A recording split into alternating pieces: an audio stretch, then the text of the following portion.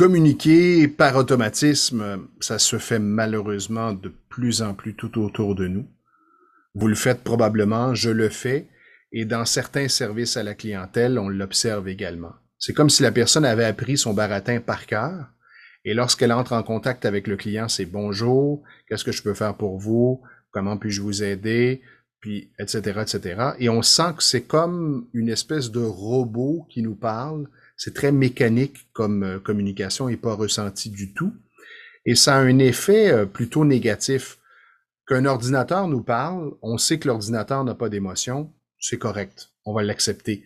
Mais un humain, qu'une personne nous parle sans être connecté à ce qu'elle ressent, là, c'est un petit peu plus difficile à accepter. Ça m'arrive, ça et là, de parfois poser une question, faire réfléchir la personne, sans lui dire vraiment, je vis une mauvaise expérience en ce moment en tant que client. Je vais simplement dire à la personne, est-ce que vous êtes vraiment intéressé à apporter une solution à ma problématique? Et là, la personne, c'est comme si elle sort de sa bulle. Oui, ben oui, monsieur. Je le vois très, très, très souvent. Donc, au quotidien, les gens qui partagent votre quotidien, collègues, amis, parents, famille, peu importe, qu'est-ce que vous choisissez?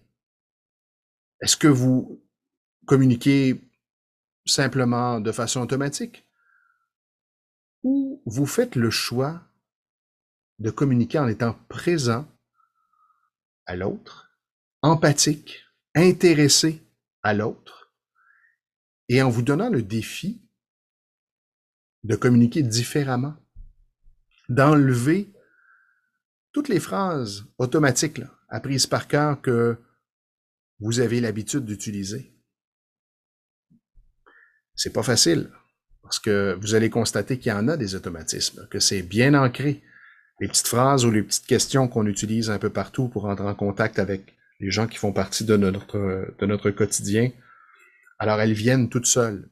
Le défi, c'est comment je pourrais, aujourd'hui, renouveler ma communication avec chaque personne que je vais rencontrer. Ça devient intéressant. Je rencontre quelqu'un, tout ce qui monte, c'est bonjour. Je lui dis bonjour, je vous souhaite une belle journée. Parfois, ça va être hey, je suis content de te voir, bonjour, comment ça se passe? Ça peut être mille et une choses différentes. Ça nécessite une présence, une observation, et vous allez être inspiré.